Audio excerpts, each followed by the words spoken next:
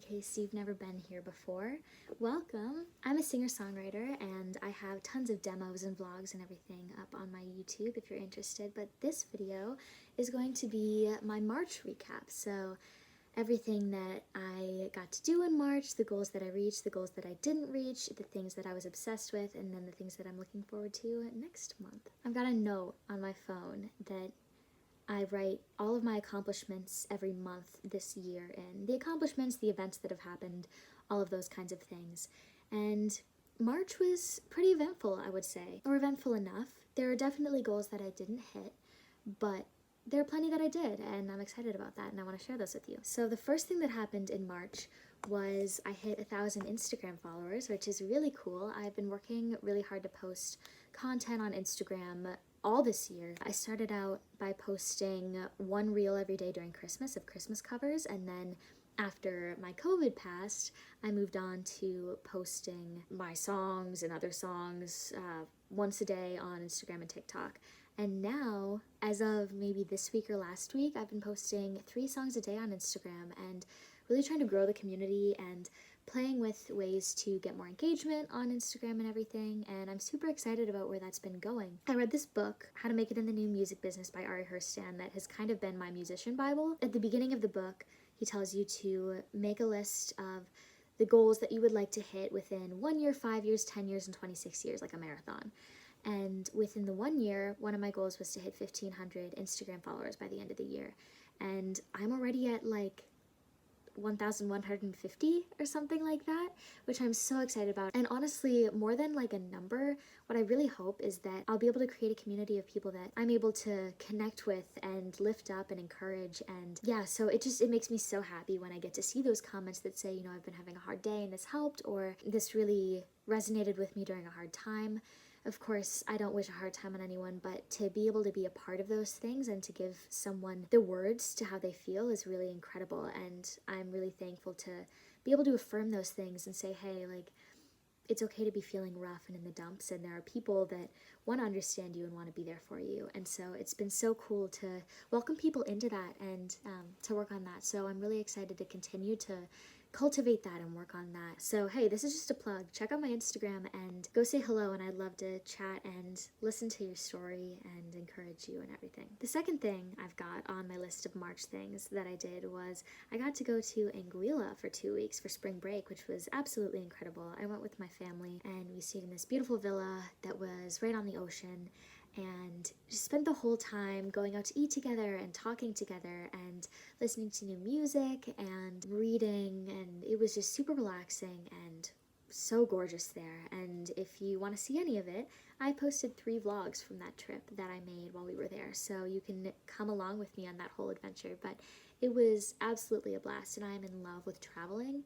So there have been years where I've traveled every month, and obviously with COVID, that's a little difficult now, but we're starting to pick things up again, and so it was awesome to be able to get out and go to Anguilla. You can hear more about this in depth if you watch the vlogs, but it was a little difficult to balance rest and work. You know, I took a couple weeks off of my kind of day job here. I continued to make content, and so kind of balancing, you know, just hanging out and resting and learning things and posting things was a little tricky. So it's kind of nice to not have that tugging at me, but of course I will deal with that, you know, in a heartbeat in order to be somewhere as gorgeous as Anguilla. So it was lovely. After we got back from Anguilla, I immediately, maybe 3 or 4 days later, got my driver's license, which is super fun. And I mentioned that in my February recap that I was working towards that, taking a bunch of driving lessons. So I really kind of rushed the process, especially being 18. It's a little bit easier to get that all together and rush that. Really funny with my driving instructor. He was a little intimidating at first, and I couldn't figure out how to unlock the parking brake. Once we got past that and I mentioned to him that I'm a musician and pursuing music, he flipped a switch and just was so interested in that, and I kind of took over the driving lesson, or driving test, so it went really well, and I passed, and it's awesome to be able to drive now. It's something that's been a long time coming, I think, but it's a really great accomplishment. And the last thing that happened in March that I added was I got to meet Adam Melcher again, which I did mention in my February recap, but he is my favorite artist, and I got to meet him and tell him that the night that I saw him in Asheville, I basically decided to pursue music that night. And it was so cool to, update him because I met him back then too and told him, I play ukulele. But now to be able to tell him I play ukulele, bass, guitar, piano, I'm still writing and I'm working on creating my EP and pursuing this, it was just such a great full circle moment and really has been motivating me to keep making money for the EP and keep looking for producers, which we're gonna get to. I'm really thankful for that, and I'm so excited for the next time I get to see him and update him on all of that. As far as music goes, obviously Instagram is flourishing. I have my trouble spots, of course, but it's been really promising and moving forward, and I've been putting a lot more effort into TikTok as well. Even though I really am not getting a lot of engagement on there, I'm persisting. I've told you in previous videos that I just really struggle with TikTok, but I'm back on the horse and really pushing for TikTok as well as YouTube. I've been making 2 videos consistently still, but the really big token thing is the EP. So while I was in Anguilla, I didn't really want to look for producers because it is incredibly stressful. For one, I'm someone who likes to know all of my options before I commit to something, and that is impossible with looking for a producer. So it's really hard to commit to anyone when I wonder if there could be someone better out there. And the songs that I'm going to be putting out in my EP are some of the first songs that I ever wrote legitimately. There are 5 songs and I'm going to be putting out 3 to 4 of them. So I really don't want to mess that up. I really don't want to disappoint my 14-year-old self in that, it would be one thing if I just wrote a song today and then had someone produce it because I don't have an emotional attachment to it. But with these songs, I'm so emotionally attached to them, so it's difficult. I'm having a hard time looking for that, and I didn't want to stress myself out while we were in Anguilla, and then I got back and I've been working a lot to save money for the EP. I haven't had a ton of time to look for producers, but when I have, it is just so draining. I should tell you, back in March, I mentioned this in one of the vlogs, but I was talking with a producer who I was really excited about and really wanted to work with, but he ended up only wanting to work on one of the songs and was a little bit out of my price range, and it's a little tough to have to fly across the country for something like that. If he was in Boston, I might have pulled the trigger on it, but that didn't work out, and I was really bummed about that. And so now we're looking again, and really just hoping that I can find someone that I'm confident in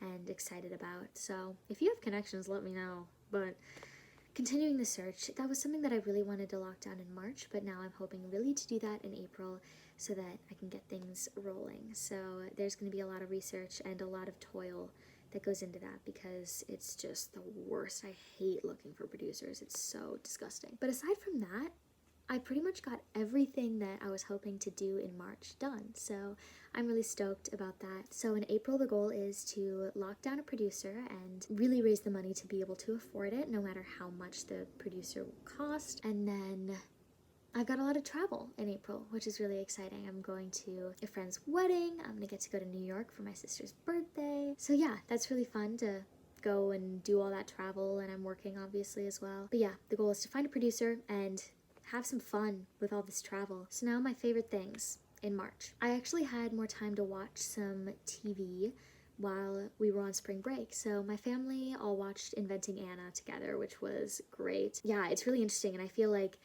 you really get in the mindset of like wanting to be successful, and of course she doesn't do it legitimately, but to be smart in that way and cunning and to understand business and people skills and all of these things. So it was entertaining, it was cool. I also started watching the morning show while we were on vacation, and I watched that alone, which is pretty interesting. I like it. It's like not scary at all, but it's still suspenseful, which is definitely enjoyable. I haven't watched it a lot since vacation though. Our family finished The Amazing Race, and spoilers ahead, but I was rooting for Raquel and Kayla to win. They were close. I'm proud of Kim and Penn. I think they crushed it. So it was fun to watch that with my family. We also finished watching Falcon and the Winter Soldier together, which I'd seen, obviously. I am up to date on Marvel things, but I've been watching them with mostly my mom and also my dad, who haven't seen everything. My mom had never seen a single Marvel movie, so I've been watching through them with her, and we finally hit Falcon and the Winter Soldier. So now we're in the middle of Black Widow, and it's fun to kind of take her along, even though I think, admittedly, I enjoy it a lot more than she does. As far as music goes, some of the highlights have been Rex Orange County's new album. Specifically, Shoot Me Down is my favorite. I mostly listen to Rex Orange County for my sister because she really likes him, but I really love in his new album all of the orchestral influence. I like classical music for the vibe. I don't know a lot of the composers and all of the different stuff that they make, but I love the vibes, and I feel like it goes well with my room. I also have just been listening to a lot of Adam Melcher after meeting him and all, because every time it reminds me like, hey, I met him and he's waiting for music from me, and that totally inspires me to keep going. He's getting a lot of streams from me. I've really been liking Maisie Peters as well.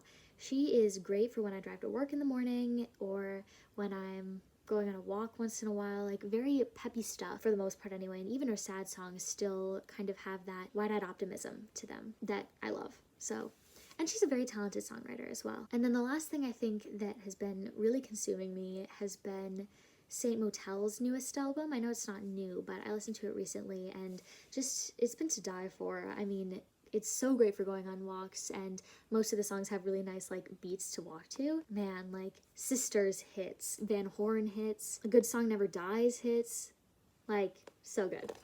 So that's been my favorite music. I haven't had a lot of time to read, but I basically was just working through Anna Karenina when we were on vacation. It's still good. Everything I said in the February recap still stands. I like its pacing. I like the way that it's written. I think the translation is really strong and easy to understand. It's slow at sometimes because there's a lot of farm talk, but I like it. It's really good.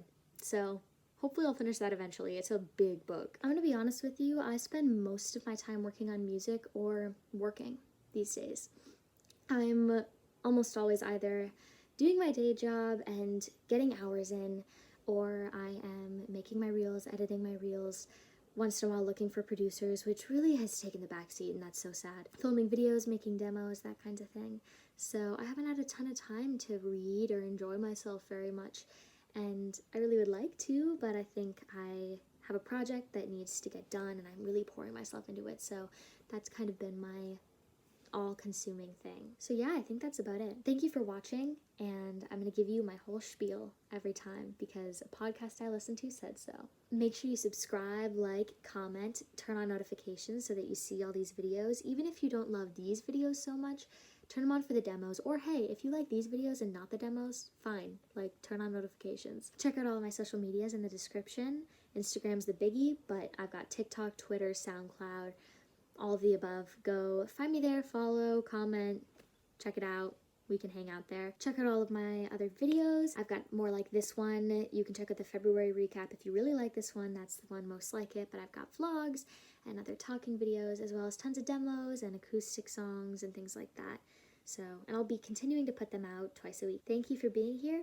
Please come say hi in the comments or on Instagram. I would love to hear your story and talk to you and be there for you. So I hope your April is lovely and your March was wonderful. Bye.